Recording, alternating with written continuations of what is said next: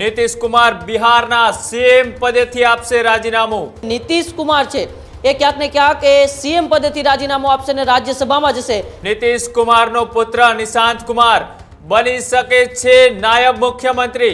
પણ હવે જોવાનું રહેશે કે બિહારના નવા મુખ્યમંત્રી કોણ। ગૃહમંત્રી અમિત શાહ આજે બિહારના પ્રવાસે અને સાથે જ નીતિશ કુમારના ઉમેદવારી દરમિયાન અમિત શાહ રહેશે હાજર। આખો વિડીયો જોતા પહેલા હજુ પણ અમારી ચેનલને સબસ્ક્રાઇબ નથી કરી તો યુટ્યુબ પર સબસ્ક્રાઇબ કરો અને ફેસબુક અને ઇન્સ્ટાગ્રામ પર ફોલો કરો।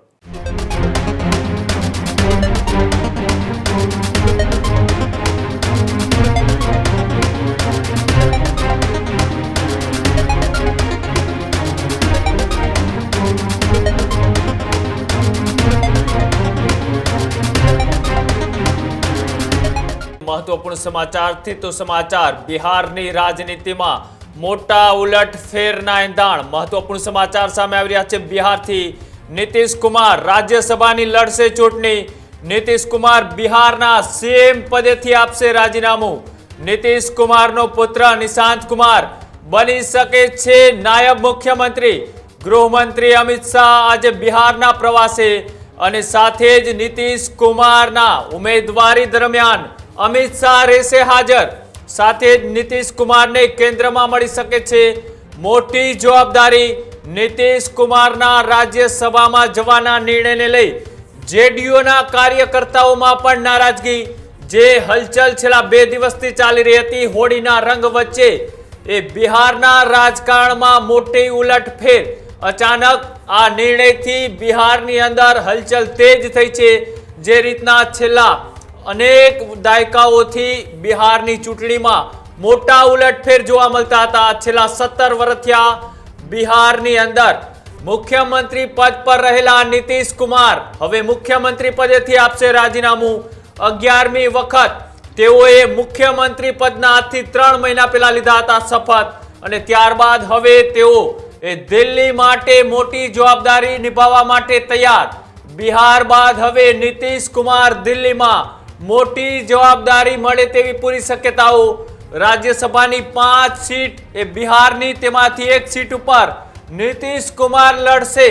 જે રીતના નીતિશ કુમારના નામની અટકળો એ છેલ્લા 2 દિવસથી ચર્ચાઓમાં હતી અને અત્યારે નીતિશ કુમારે તેઓએ ટ્વિટરના માધ્યમથી જાણકારી આપી છે કે તેઓ રાજ્યસભામાં જઈ રહ્યા છે। વધારે માહિતી માટે ન્યૂઝરૂમથી ઉમંગ જોડાયેલા છે। ઉમંગ, જે રીતના બિહારની રાજનીતિમાં મોટા ઉલટફેરના સંકેત છેલ્લા 2 દિવસથી દેખાતા હતા અને નીતિશ કુમારનું બિહારથી દિલ્હી જવું એટલે કે રાજ્યસભામાં હવે બિહારની રાજનીતિમાં ભારતીય जनता પાર્ટી કોઈ નવા ઉમેદવારને એ સીએમ પદ માટે જાહેર કરી શકે તેવી પૂરી શક્યતાઓ છે અને સાથે જ નિશાંત કુમાર કે જેઓ નીતિશ કુમારના પુત્રની પણ રાજકારણમાં ડેપ્યુટી સીએમ તરીકે પણ એન્ટ્રી થાય તેવી પૂરી શક્યતા। जी बिल्कुल कृणाल, छेल्ला केटलाय दिवसोथी ए समग्र देशनी अंदर ए 10 राज्योनी 37 राज्यसभानी ए चूंटणीओने लईने चर्चाओ हती, परंतु सौथी वधु जो कोईनी उपर नजर होय तो बिहार उपर हती। कारण के 3 महीना पहेला ज ज्यां एनडीएनी पूर्ण बहुमतीथी सरकार बनी छे એટલે સૌથી વધુ નજર જો સમગ્ર દેશની રાજ્યસભાની ચૂંટણીઓમાં કોઈ ઉપર હતી તો બિહાર પર હતી। 2 દિવસ પહેલા જેઓ ભાજપના હમણાં જ નવનિયુક્ત રાષ્ટ્રીય અધ્યક્ષ બન્યા છે તેઓના નામની પણ જાહેરાત થઈ કે નીતિન નવીન પણ એ બિહારથી એ રાજ્યસભાની ચૂંટણી લડશે। પરંતુ 2 દિવસથી એક એવા સમાચાર સામે આવી રહ્યા હતા, સૂત્રો પાસેથી માહિતી મળી રહી હતી કે નીતિશ કુમાર છે એ ક્યાંક ને ક્યાંક એ સીએમ પદેથી રાજીનામું આપશે અને રાજ્યસભામાં જશે અને આજે તેમની પુષ્ટિ થઈ ચૂકી છે।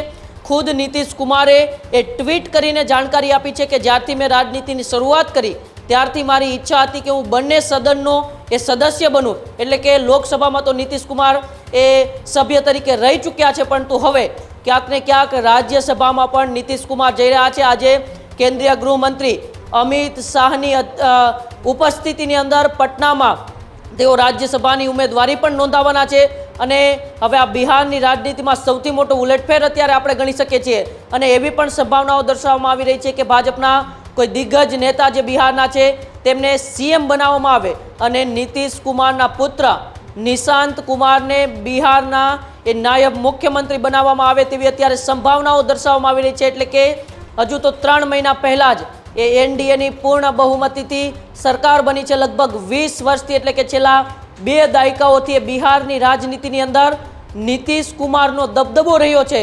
અનેક વખત એ નીતિશ કુમારે પક્ષ પલટો કરીને પોતાની સરકારો રચી છે, પરંતુ હવે એ જ્યારે એનડીએ સાથે બિહારની ચૂંટણી લડી 200 કરતાં વધુ સીટ સાથે પૂર્ણ બહુમતીથી બિહારની અંદર સરકાર બનાવી, પોતે 11મી વખત એ સીએમ તરીકેના શપથ પણ લીધા.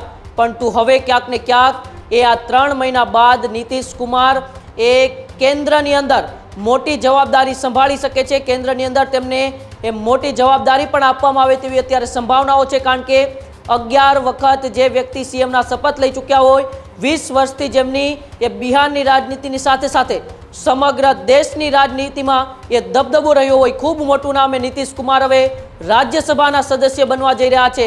પૂર્ણ બહુમતીથી જ્યારે એનડીએની સરકાર બિહારની અંદર બની હતી ત્યારે પણ ચર્ચાઓ હતી કે શું ભારતીય જનતા પાર્ટીના મુખ્યમંત્રી બનશે, પરંતુ ત્યારે તો નીતિશ કુમારને મુખ્યમંત્રી બનાવવામાં આવ્યા. પરંતુ હવે 3 મહિના બાદ જ્યારે ખુદ નીતિશ કુમારે જાહેરાત કરી છે ટ્વિટરના માધ્યમથી, ત્યારે અત્યારે ક્યાંક ને ક્યાંક અંદરખાને જેડીયુના કાર્યકર્તાઓમાં પણ નારાજગી જોવા મળી છે, કારણ કે કેટલાય વર્ષોથી નીતિશ કુમારને તેઓએ પોતાના સર્વોચ્ચ નેતા માન્યા છે અને હવે એ નીતિશ કુમાર બિહારના સીએમ પદેથી રાજીનામું આપી રહ્યા છે અને કેન્દ્રની રાજનીતિમાં ફરી એક વખત કેટલા વર્ષો પછી નીતિશ કુમાર એ એન્ટ્રી કરી રહ્યા છે અને પોતાના પુત્ર નિશાંત કુમાર હવે બિહારની સક્રિય રાજનીતિમાં અત્યારે દાખલ થશે તેવી સંભાવનાઓ છે. પરંતુ સૌ કોઈની નજરે અત્યારે બિહાર ઉપર છે કે હવે બિહારના નેક્સ્ટ સીએમ છેલ્લા કેટલાય વર્ષોથી જ્યાં નીતિશ કુમારે પોતાનો દબદબો રાખ્યો છે, હવે ભારતીય જનતા પાર્ટીના કોઈ સીએમ બનશે કે પછી જેડીયુના કૃણાલ, એની ઉપર સૌ કોઈની નજર રહેલી છે. જી બિલકુલ, જે રીતના એ બિહારની રાજનીતિમાં મોટા ઉલટફેર અને સાથે જ ભારતીય જનતા પાર્ટીનો આ માસ્ટર સ્ટ્રોક કહી શકાય કે જે રીતના એ ચૂંટણીમાં સિયાસત તેજ હતી અને ચૂંટણી બાદ પણ એ નીતિશ કુમારનો દબદબો છે તે યથાવત જોવા મળ્યો હતો. ને તેની વચ્ચે આજે રાજ્યસભાની 5 બેઠકો માટે નામાંકન બિહારમાંથી થવા જઈ રહ્યું છે. તેમાંથી એક વ્યક્તિ કે જેઓએ બિહારની રાજનીતિમાં છેલ્લા 2 દાયકાથી પોતાનો દબદબો બનાવી રાખ્યો છે, એ નીતિશ કુમાર હવે બિહારથી દિલ્હી માટે પોતાનું નામાંકન રાજ્યસભાની અંદર ભરશે અને સાથે સાથે બિહારની રાજનીતિમાં હવે અનેક ચહેરાઓ છે તેની રાજકીય રીતના એન્ટ્રી થવા જઈ રહી છે. તેમાંના એક એટલે કે નિશાંત કુમાર, નીતિશ કુમારના પુત્ર, કે જેઓ હવે ડેપ્યુટી સીએમ બને તેવી પૂરી શક્યતાઓ છે. અને જે રીતના સૂત્રો દાવો કરી રહ્યા છે કે બિહારમાં ભારતીય જનતા પાર્ટી સીએમ ચહેરો છે તે જાહેર કરી શકે છે. સમ્રાટ ચૌધરી કદાચ ભારતીય જનતા પાર્ટી સીએમ તરીકે જાહેર કરી શકે છે, તો જેડીયુમાંથી 2 ડેપ્યુટી સીએમના નામની પણ જાહેરાત છે તે કરવામાં આવી શકે છે. સાથે જ દેશના ગૃહમંત્રી અમિત શાહ આજે પટનાના પ્રવાસે છે. નીતિન નવીન કે જેઓ પણ બિહારથી આવે છે, બિહારના 2 દિગ્ગજ નેતાઓ રાજ્યસભાની અંદર પોતાનું નામાંકન ભરવા જઈ રહ્યા છે, ત્યારે રાજ્યની સાથે સાથે દેશના રાજકારણની પણ અત્યારે નજર એ બિહાર પર છે. બિહારમાં નવા બદલાવની શરૂઆત એ થઈ ચૂકી છે. 3 મહિના પહેલા જ એ ચૂંટણીના પરિણામોએ સૌ કોઈને ચોંકાવ્યા હતા.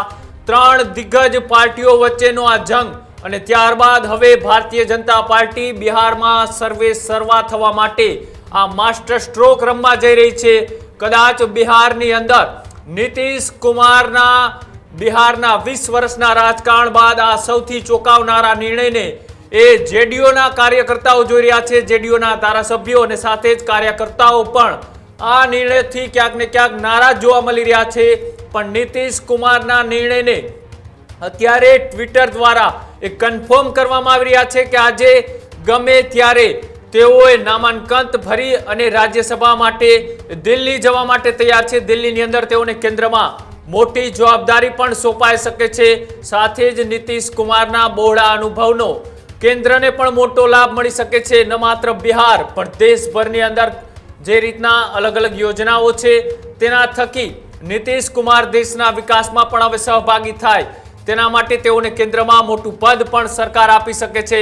સાથે જ જે બિહારની સિયાસત રાજનીતિ કે જ્યાં એ ક્યારેક દિગ્ગજોનો દબદબો રહ્યો છે, તો ક્યારેક એ ગુંડારાજ, તો ક્યારેક ગોટાલા ચારા, અનેક કૌભાંડોની વચ્ચે બિહારની ચૂંટણી હોય કે પછી બિહારનું રાજકારણ એ હંમેશા ચર્ચાઓમાં રહ્યું છે.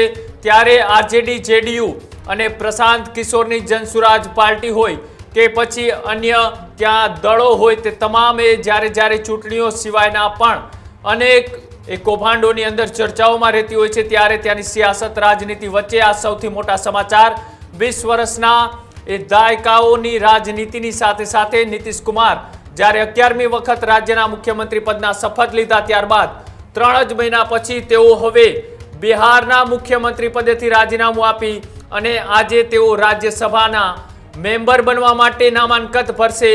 જોવાનું રહેશે કે હવે બિહારના નવા મુખ્યમંત્રી કોણ, ભારતીય જનતા પાર્ટીનો ચહેરો કે પછી જેડીયુના કોઈ દિગ્ગજ નેતાને મોટી જવાબદારી આપવામાં આવે છે કે પછી નિશાંત કુમાર કે જેઓ નીતિશ કુમારના પુત્ર છે તેની સીધી જ રાજકારણમાં ડેપ્યુટી સીએમ તરીકેની એન્ટ્રી થાય છે કે પછી સમ્રાટ ચૌધરી કે જે ભારતીય જનતા પાર્ટીના દિગ્ગજ નેતાને વિશ્વાસુ માનવામાં આવે છે તેને મુખ્યમંત્રી બનાવવામાં આવે છે કે પછી સંજય ઝા કે નીતિશ કુમારના ખૂબ અંગત માનવામાં આવે છે તેઓને મુખ્યમંત્રી પદ માટે જાહેર કરવામાં આવે છે. આ તમામ નામો અત્યારે ચર્ચાઓમાં છે. જોવાનું રહેશે કે બિહારની સિયાસતની અંદર હવે કોનું પલડું ભારે રહે છે, નીતિશ કુમાર કે પછી ભારતીય જનતા પાર્ટી. બંને એનડીએની સરકાર બનાવી અને સાથે રહી અને દિલ્હી સુધી એ નામોની ચર્ચાઓ થઈ રહી હતી, પણ અંતે એ નીતિશ કુમારે 11મી વખત બિહારના મુખ્યમંત્રી પદના શપથ લીધા. પણ હવે જોવાનું રહેશે કે બિહારના નવા મુખ્યમંત્રી કોણ. ત્યારે જ ન્યૂઝરૂમ ગુજરાતની યુટ્યુબ ચેનલને સબસ્ક્રાઇબ કરો અને ઇન્સ્ટાગ્રામ અને ફેસબુક પર ફોલો કરો. અપડેટ રહો, સત્યની સાથે રહો.